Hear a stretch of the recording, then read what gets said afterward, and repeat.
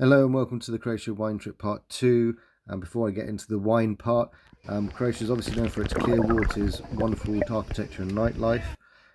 But below the waters, I went on a trip to this cove where we picked up near enough 9 huge bags of rubbish, one piece of metal from some boat somewhere.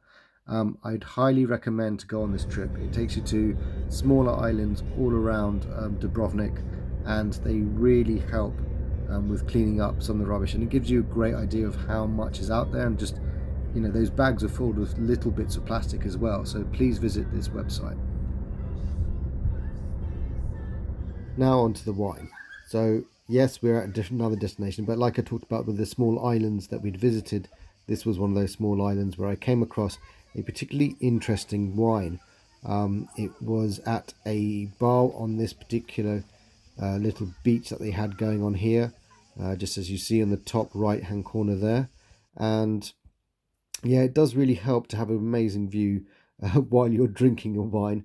But this is Latina wine, which is also the grain varietal pronunciation Latina, is actually famous from this particular island. And yes, a bit of citrus, lemon and mineral notes, but my God, how well does it go with this weather. So the touristy part done, and now we're getting into the wines. As you can see there, the grapes that they have, just rows and rows actually. It kind of was quite surprising until you're actually there, that what you find and come across really. Grapes.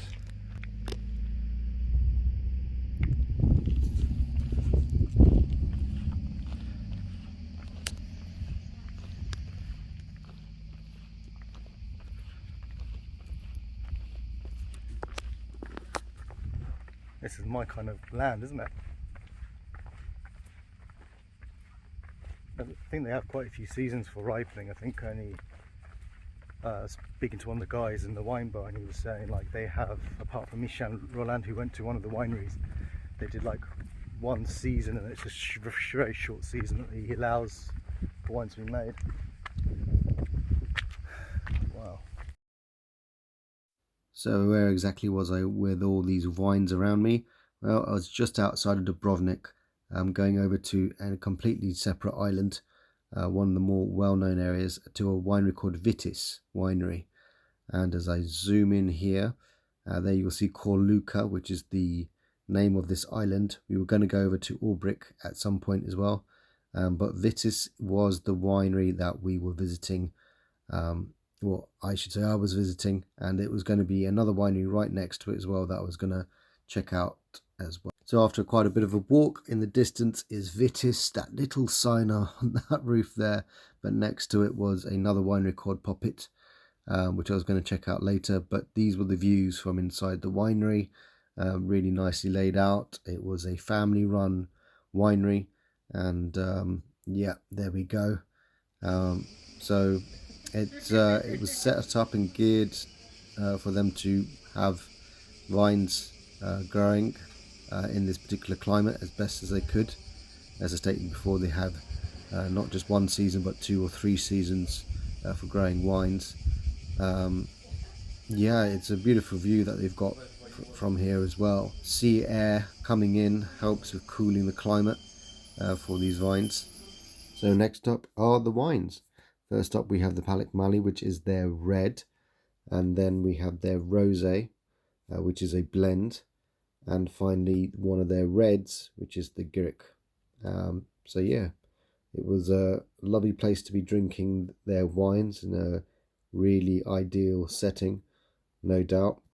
And obviously, please subscribe and like this channel. Obviously went all the way to Croatia, did my wine trip.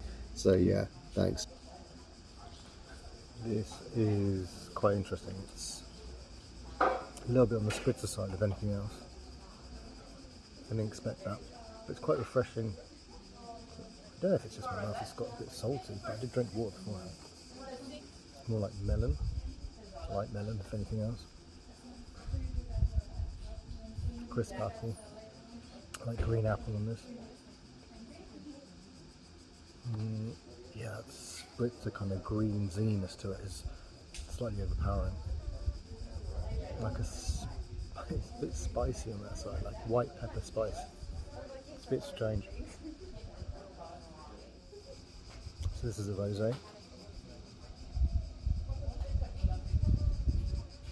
Almost smells like orange wine. Yeah, the way they press it and they leave it on the skins for a little bit longer.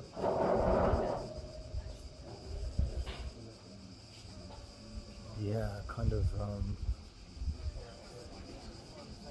I won't say red fruit, but it's more like confectionery red fruit. Quite high in acidity. Flavour. Slightly more herbal, slightly more tomato skins. Yeah, a little bit more lemony. But you can't tell if it's just really high acidity or if it's just got a slight spritzer to it. It's one or the other. Bit of a palate cleanser as well. Doesn't linger around that much longer. Yeah, it's like a spice kick to it. I don't know if that's just my mouth getting red. This is a bit red.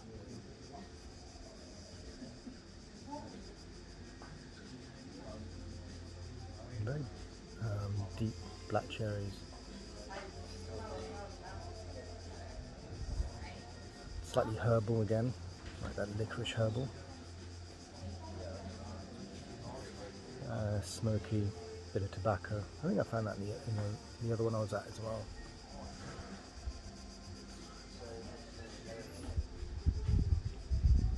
Tannins there. I don't know, it's quite high in acidity.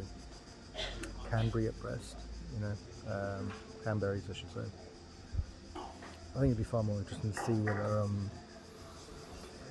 whether when they're aged, what they come out as, because if the acidity dies down after about 3 or 4 years, it'd be interesting to see what kind of flavours you get then. But yeah, just like the acidity is really quite high. It's refreshing, but a little overpowering. I could see what they were trying to do here as far as the family wine was concerned, and I think with time they will improve. I just think right now, right here, it just needs slight more balancing as far as the wine is concerned. Next up was Popik, the winery next door. This is a bit white. Lemon, bit of sherbet.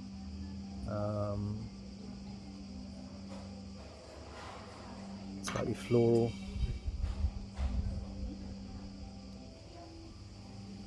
There is like a slight musk to it. I think it's the same thing I found in a couple of other Croatian wines as well. Sharp lemon. The acidity is not too heavy on this one. It's a bit more minerally it's coming across as, but it still has a film to it. It's quite interesting. Like I had it previously. It kind of coats your mouth or something. Yeah, citrusy with a bit of zest. But yeah.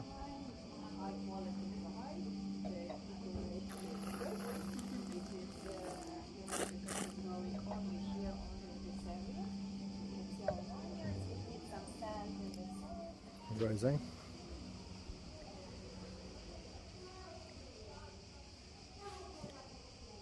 Yeah, similar. It's kind of got that vegetable sort of tomato skins on the nose.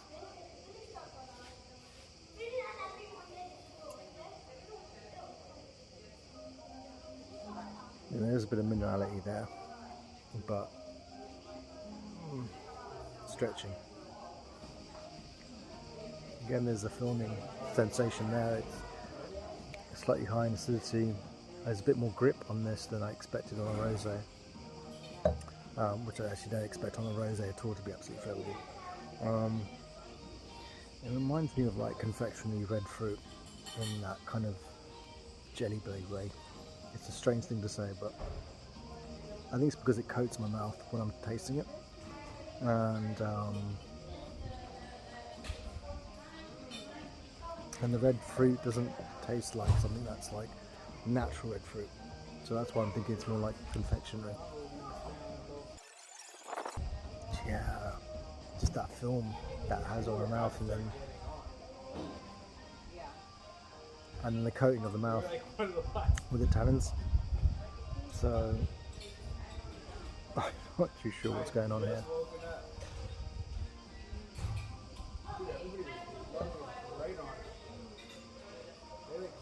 Yeah, struggling. Alright, so they're red.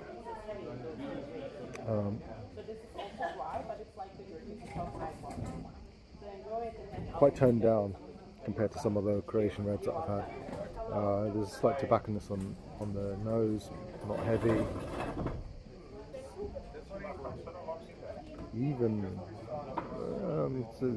it's a jump to like a little bit of leather.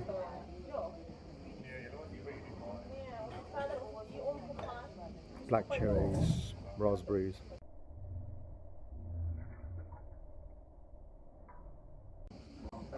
Spill.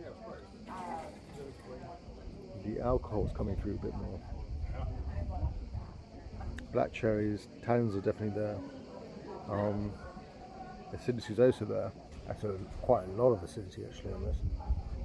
This would be interesting with age. After 5 years, this would be quite interesting with age. I think right now it's just really kind of almost sour cherries on the flavour palette. Cranberries, raspberries. Tannins really prominent, but the acidity is just as prominent. So they've got the balance right. But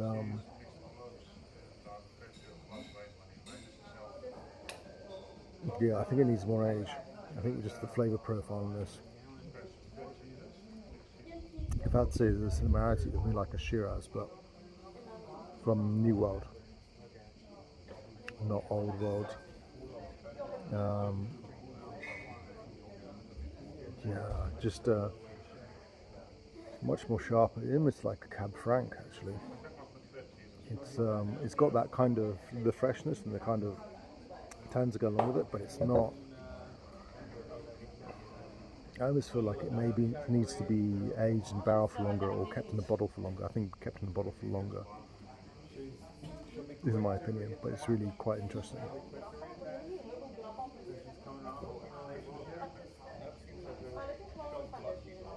It's getting there. It's not quite there. It's getting there. This is the only one I feel like potentially is like it's got a lot to offer, but you'd have to see it with age, like have those acids and tannins die down and see what you get. I don't know, the other thing is I think like with food, might completely change the prospects of it. That's the only thing I can think of. So briefly onto my next wine. It was something I got from the supermarket, actually from Croatia, and obviously it's a very highly rated wine with the Vuscovino. Sorry if I've butchered that, but this Silvana was really well balanced. The acidity, the body, the length on this was really well done, as well as having sort of green peppers, pear, green apples there. Very, very refreshing, but you know, just a very good wine. But unfortunately I didn't do a tasting on this, so I'm just letting you guys know. So for my next tasting, which I recorded, I was back in Dubrovnik at the port, and as you can see, a beautiful view, great weather as well here to be having a wine and food pairing this time. So that was grilled squid and grilled shrimp, and the wine I was having along with this was a Grasovina. So that's quite native to this country, quite well known, and as you can see, it's the best designation, which is Vuscovino. Yeah. So I'll let you get into it. So I am trying the grilled squid, but I'm trying the grilled squid with the Grasovina. So white wine, seafood, should go down well.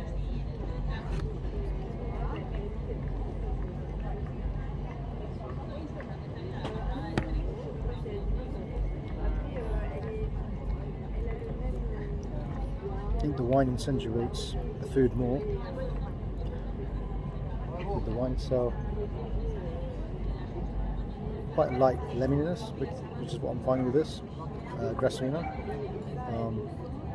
There's a refreshing sense to it actually, which I really like. Yeah, slightly floral, green tints there. But it's going really well with the shrimp.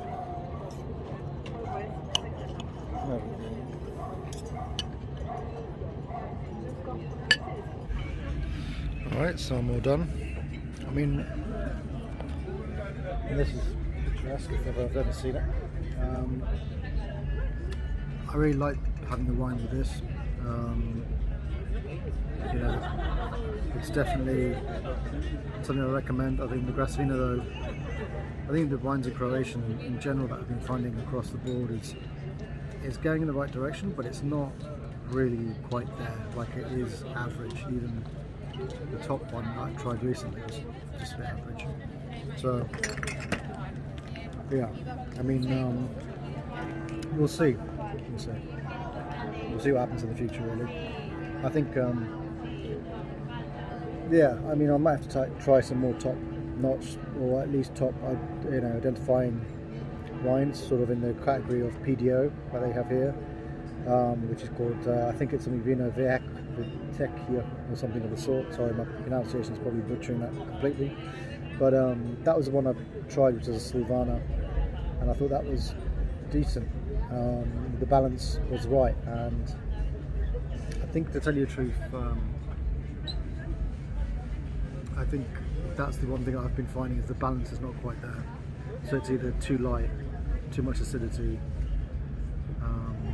yeah, but we'll see.